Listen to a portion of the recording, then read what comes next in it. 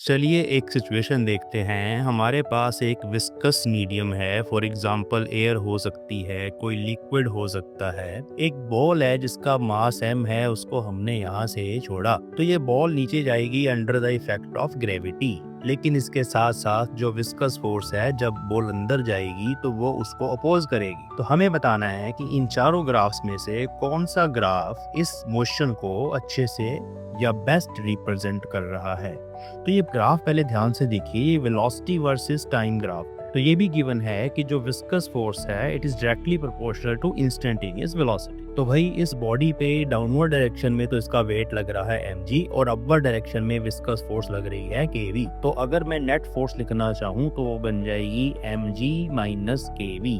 तो यहाँ पे F को हम m dv/dt पुट करेंगे और बाकी इक्वेशन एज इट इज आ जाएगी। मास से डिवाइड करेंगे तो dv/dt is equal to g minus k/mv and by rearranging the terms we get this differential equation। अब इस इक्वेशन को सॉल्व करने के लिए हमें इंटीग्रेटिंग फैक्टर चाहिए और वो इंटीग्रेटिंग फैक्टर होता है e raised to power integration of this constant k/mt। इसको सॉल्व कर लेंगे तो हमारे पास e raised to power k/mt आ जाएगा।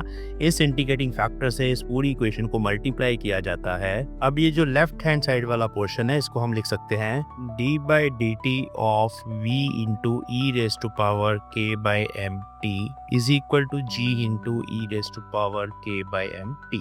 Now integrating on both sides, solving we get। अब c को फाइंड करने के लिए इनिशियल कंडीशन लगाएंगे at t is equal to 0 initial velocity is 0। So substituting here v को 0 पुट कर दो, mg/k एज इट इज आएगा और यहाँ प्लस c आए। इसको सॉल्व करेंगे तो c आ जाएगा माइनस mg/k।